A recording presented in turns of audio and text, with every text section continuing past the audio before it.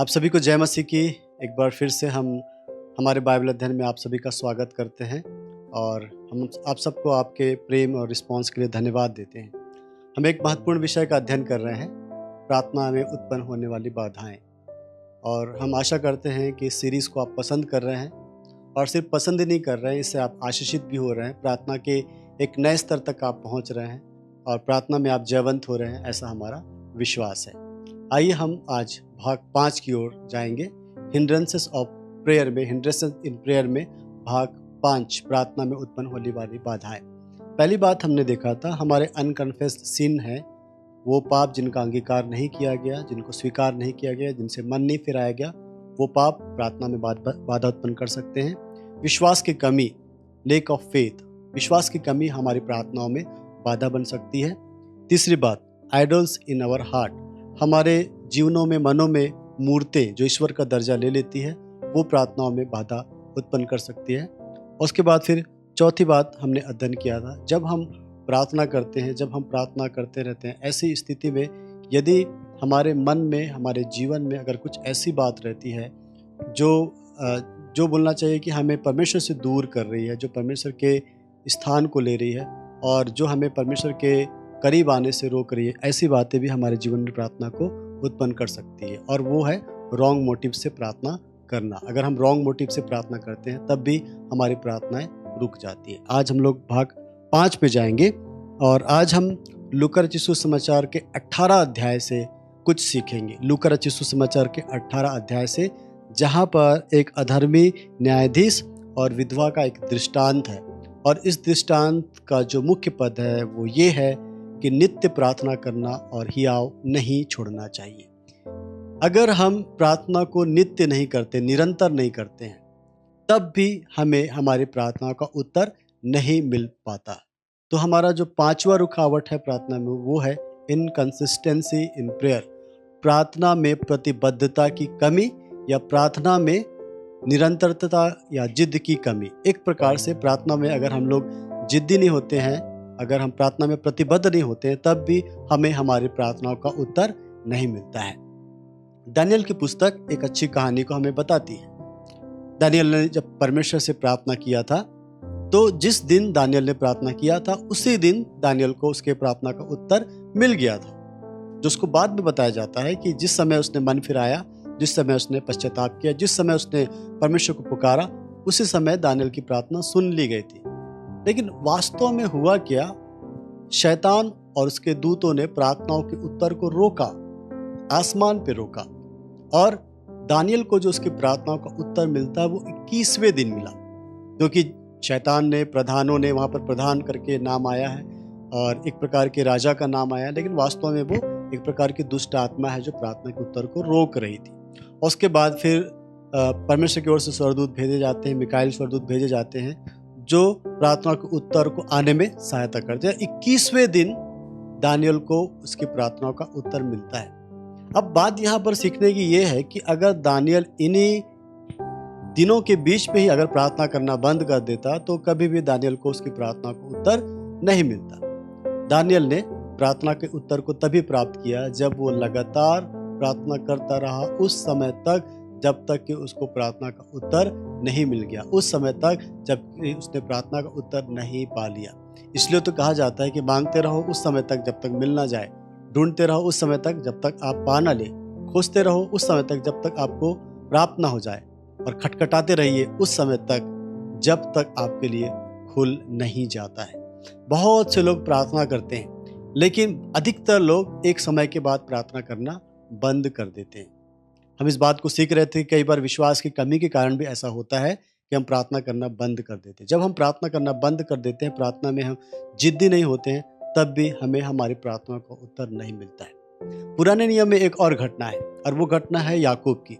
याकूब जब स्वर्गदूतों के साथ लड़ता है, उस स्वर्गदूत के साथ लड़ते हुए वास्तव में याकूब घायल हो जाता है और वो बड़ी तकलीफ में रहता है। वास्तव में वो गिव अप करना चाहता है, लेकिन गिव अप की स्थिति पे आकर के भी वो परमेश्वर के दूत के साथ संघर्ष करना नहीं छोड़ता है और कहता है कि जब तक तू मुझे आशीष नहीं देगा, मैं तुझे जाने नहीं दूंगा। ये है एक प्रकार की प्रतिबद्धता, प्रार्थना की प्रतिबद्धता। उस समय तक मांगना उस समय तक जिद्दी बने रहना जब तक आपको आपकी प्रार्थनाओं का उत्तर नहीं मिल जाता है।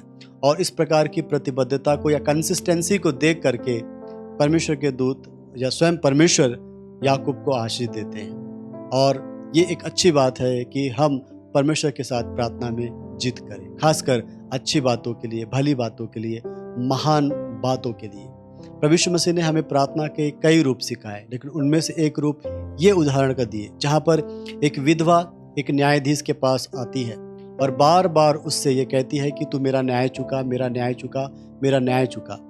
और ये जो न्यायाधीश रहता है, बताया जाता है यहाँ पर यीशु मसीह के द्वारा कि ये जो न्यायाधीश था कोई भला व्यक्ति नहीं होता है, लेकिन चूंकि ये विधवा उसके पास बार बार आती है, बार बार जिद करती है, वो सोचता है कि मैं इस विधवा का न्याय चुका दूंगा, क्योंकि यदि मैं ऐसा नहीं करूंगा तो ये मुझे बार बार आकर परेशान करेगी और मुझे मेरे नाक में दम कर देगी, इसलिए मैं क्या करूंगा, मैं इसके न्याय को चुका दूंगा।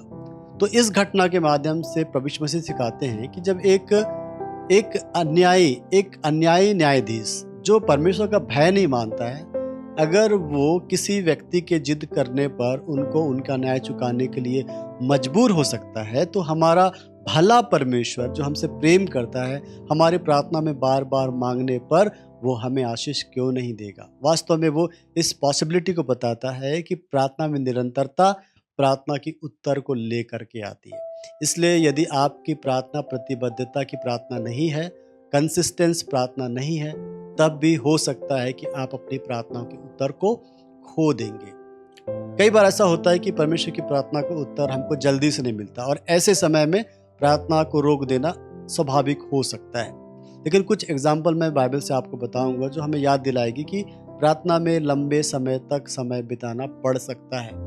यूसुफ के जीवन को हम कुछ इसी प्रकार से देखते हैं। जब यूसुफ को दर्शन मिला था, जो उसने दर्शन देखा था महान बनने का, इतना महान बनने का दर्शन कि उसके परिवार के लोग, दूसरे लोग भी उसको दंडवत करेंगे, उसके इस दर्शन को पूरा होने में टाइम लगा, कई वर्ष लग गए, 20 से 22 लगभग वर्ष लग गए। उसको मिस्र देश में बेच दिया गया, उसके बाद वो गुलाम की नाई जीवन जिया, जेल में भी गया।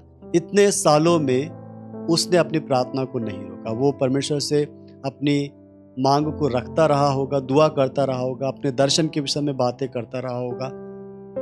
और वो शायद बीच में कभी भी उसके मन में ऐसी बातें आई होंगी कि मैं प्रार्थना को रोक दूं, लेकिन हम सब जानते हैं कि वो अंतिम समय तक भी वो प्रभु के विश्वास में बना रहा, प्रभु के साथ साथ वो चलता रहा। उसने गुनाह नहीं किए, उसने गलत कदम नहीं उठाए, क्योंकि वो जानता था कि उसका परमेश्वर उसको प्रार्थना का उत्तर अवश्य ही देगा। और इतने लंबे समय के बाद आखिरकार यूसुफ को प्रार्थनाओं का उत्तर मिलता है।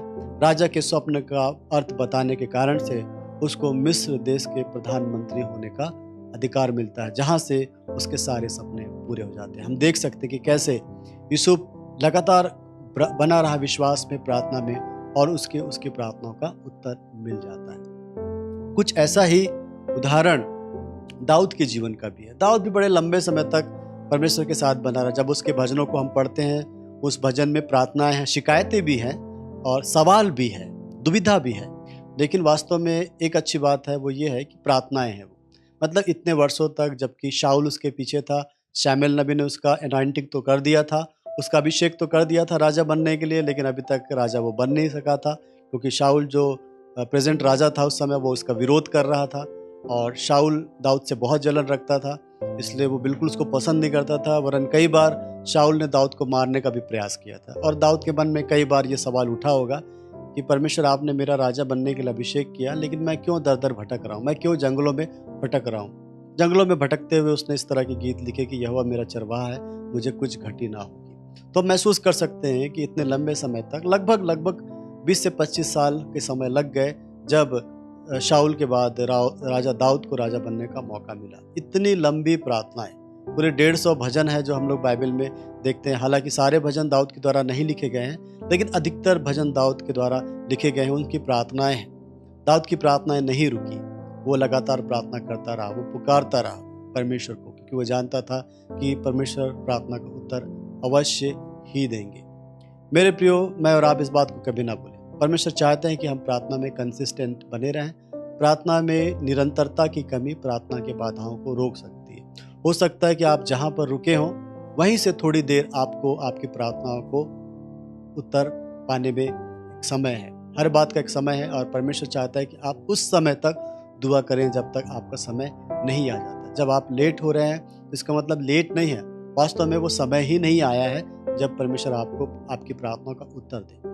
तो हो सकता है कि समय के कमी के कारण से आप प्रार्थना से विमुख हो रहे हैं। मत कीजिए ऐसा, प्रार्थना कीजिए क्योंकि आपका समय बहुत जल्द आ रहा है। और कभी कभी ये हो सकता है कि परमेश्वर आपको तैयार कर रहा है, वो चाहता है कि आप तैयार हो ताकि आपको आपकी प्रार्थनाओं का उत्तर मिल जाए। ये कुछ बातें हैं जो क्यों देर हो रही है इसके विषय में मैंने आपको बताया कि हो सकता है कि परमेश्वर आपको तैयार कर रहा है, हो सकता है कि परमेश्वर का समय अभी नहीं आया। जब तक नहीं आता है प्रार्थना में बने रहे, परमेश्वर अवश्य ही आपकी प्रार्थनाओं का उत्तर देगा। निरंतरता की कमी प्रार्थना में बाधा है। परमेश्वर इस बाइबल अध्ययन के द्वारा आप सबको बहुत आयत की आशीष दे। आप सभी को जय मसीह की।